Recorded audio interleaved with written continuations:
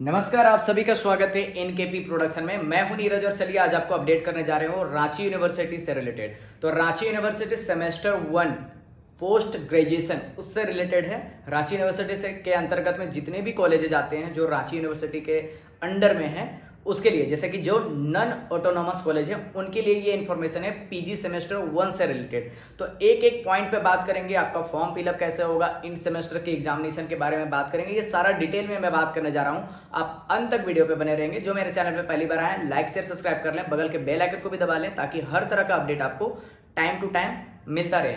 नीचे डिस्क्रिप्शन में आपको लिंक दिया हुआ है व्हाट्सएप का, आप उस पर भी ज्वाइन कर सकते हैं क्विक अपडेट के लिए।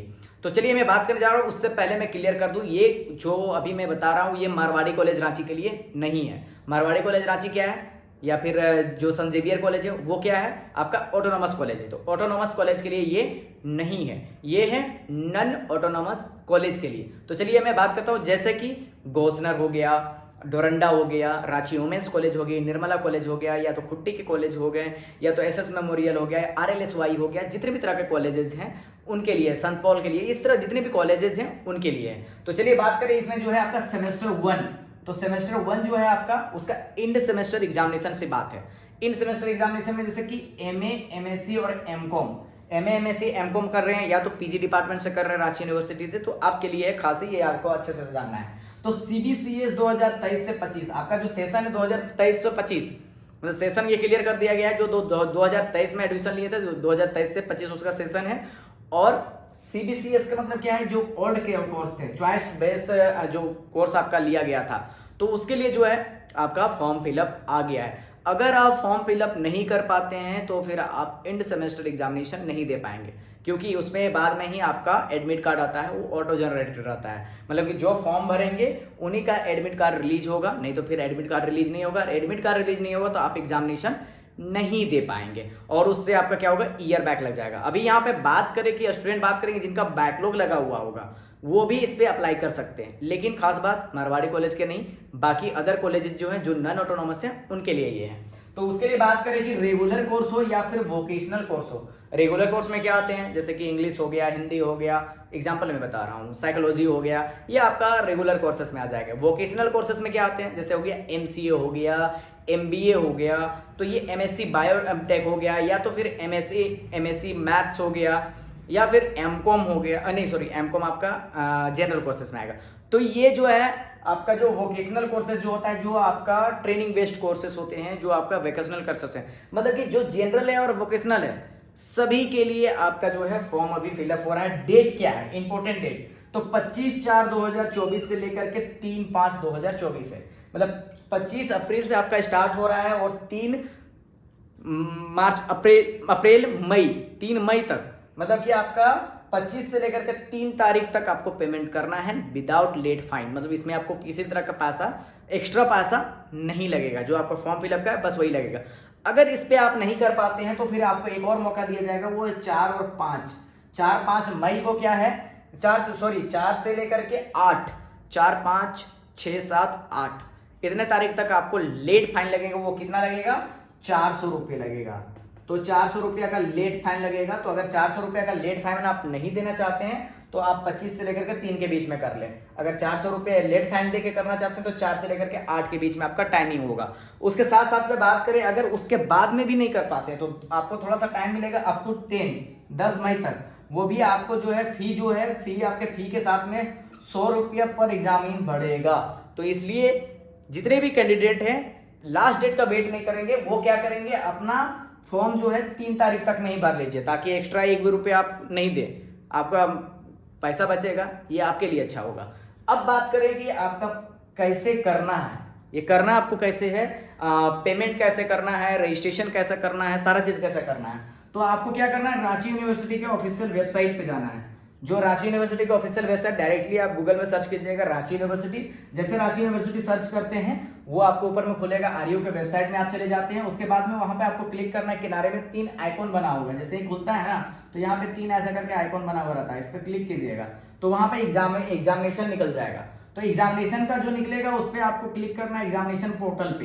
एग्जामिनेशन पोर्टल पे जैसे क्लिक करते हैं एग्जामिनेशन का अलग सा पोर्टल खुल जाएगा, ये अलग सा पेज खुल जाएगा। तो एग्जामिनेशन पोर्टल में बहुत तरह का वहां पे सामान दिया होगा, कैसे करना है क्या करना है। तो वहां पर क्या है कि न्यू रजिस्ट्रेशन, तो वहां पर देखिए फॉर्म जो होगा, बीच में आपको बता दें वहां पे फॉर्म लिखा हुआ रहेगा, एग्जाम फॉर्म फिलअप होगा, एग्जाम फॉर्म होगा, उस पर आपको क्लिक करना है। जैसे क्लिक करते हैं वो उसमें टर्म कंडीशन सारा चीज दिया गया है, आपको अच्छे से पढ़ना है और सारा टर्म कंडीशन पढ़ लीजिएगा।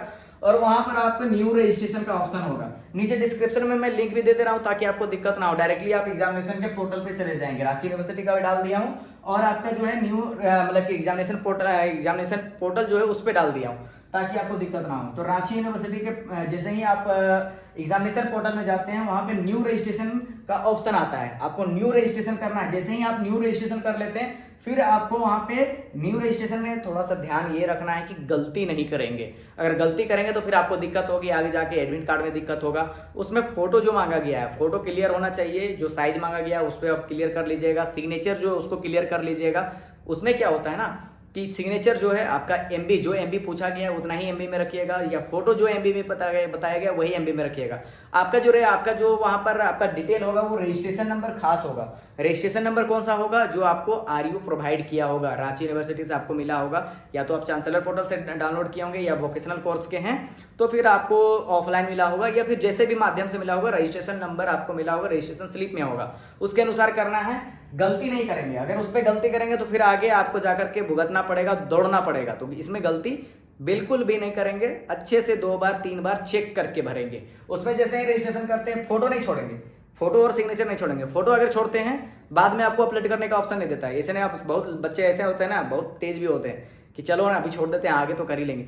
आगे आपको वेबसाइट पे ऑप्शन नहीं मिलेगा, इसलिए फोटो आप रजिस्ट्रेशन करते हैं तो फोटो सिग्नेचर जो भी डिटेल मांगता है उसको क्लियरली डाल करके चेक करके वेरीफाई करके 3 बार चेक कर लीजिएगा, नहीं तो फिर आपको 2 साल तक दौड़ना पड़ जाएगा या 1 महीना तक 6 महीना तक दौड़ना पड़ जाएगा। इसलिए उसको अच्छे से चेक कर लीजिएगा। उसके बाद में आपको वहां पर जैसे ही क्रिएट हो जाएगा लॉगिन आपका वहां पर करना है। लॉगिन के लिए क्या क्या होगा? तो लॉगिन के लिए आपका रजिस्ट्रेशन नंबर होगा और जो पासवर्ड आप क्रिएट करेंगे, उसके अनुसार फिर आपको लॉगिन करेंगे। लॉगिन करने के बाद में जैसे ही अंदर जाएंगे सर्च करेंगे आपको पेमेंट का ऑप्शन आएगा। तो जो पेमेंट का ऑप्शन आएगा, पेमेंट में क्लियर फिर से आप चेक कर लीजिएगा सारा चीज सही तो है। जैसे ही पेमेंट का ऑप्शन में जाते हैं कोशिश कीजिएगा डेबिट कार्ड से कीजिए। बहुत बच्चे क्या करते हैं कि क्यूआर से करते हैं, कर सकते हैं, कोई दिक्कत नहीं, कुछ ही तरह का बाउंडेशन नहीं है, लेकिन उसमें ग्लिच आने की चांसेस होती है, इसलिए डेबिट कार्ड से कीजिए तो अच्छा रहता है आपके लिए। कार्ड मतलब कि कार्ड के बेसिस पर कीजिए, ऐसा कीजिएगा ताकि आपको डिनाई नहीं हो। अगर एक बार डिनाई हो गया मतलब कि आप कार्ड नंबर गलत डाल दिए, यूपीआई नंबर गलत डाल दिए, यूपीआई आईडी गलत डाल दिए, तो उस पर क्या होता है कि वो रीडायरेक्ट होकर के पीछे आता है। फिर आपको कितना वेट करना पड़ेगा? 24 घंटा वेट करना पड़ेगा। इसलिए मैं बताया पूरा वीडियो देखिए, सारा चीज मैं डिटेल बता रहा हूँ। 24 घंटा वेट करना पड़ेगा, साइड अपडेट होगा तब तक आपका टाइम निकल जाएगा। अगर मान लीजिए 1 तारीख को कर रहे हैं, 24 घंटा करते करते 3 दिन का टाइम निकल गया, फिर आपको लेट फाइन लग जाता है। बहुत बच्चा का मेरा ये ऑब्जर्वेशन है कि लेट फाइन लगने का क्या होता है कि वो क्या करते हैं बाद में करते हैं, उसके कारण ऐसा दिक्कत होती है। इसलिए पहले कीजिए और किसी भी तरह का स्टेप से बैक मत होइएगा। अगर गलत हुआ है तो बैक होइए, कोई बात नहीं, अगर सही है तो आगे बढ़ते जाइए। जो डाटा डाल रहे हैं, कार्ड का होगा या यूपीआई का होगा, ऑनलाइन बैंकिंग का होगा, सही से डालिएगा ताकि उस पर रीडायरेक्ट ना हो। अगर रीडायरेक्ट होगा तो आपको साइट को अपडेट होने का वेट करना पड़ेगा, पेमेंट का ऑप्शन उसमें नहीं आएगा, लेट करने के लिए बोलेगा। सेकेंड थिंग है, जब आप पेमेंट करते हैं, पेमेंट करने के बाद में वहां पर आता है कि आपका एनीवे का ऑप्शन आएगा, सेंड एनीवे का ऑप्शन आएगा या एनीवे में आएगा। आपको सेंड एनीवे या एनीवे में करना है। वो जैसे बैक नहीं कीजिएगा, यहां से बैक करने का भी ऑप्शन होता है, बैक लिखा हुआ रहेगा। जहां बैक जाएंगे पैसा डिडक्ट नहीं होगा, और पैसा डिडक्ट नहीं होगा तो फिर दिक्कत होगा। इसलिए आपको सेंड एनीवे करना है, एनीवे करेंगे आपका सक्सेसफुल होगा।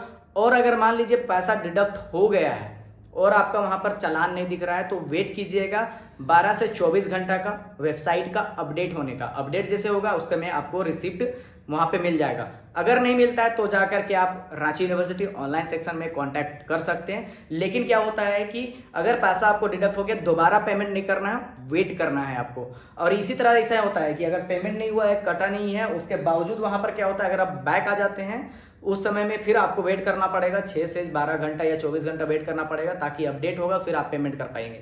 इसलिए कोशिश कीजिए, जो भी कर रहे हैं अच्छे से कीजिए। दिक्कत होती है कमेंट कीजिए, मैं कोशिश करूंगा आपका हेल्प करने का। बहुत बहुत धन्यवाद।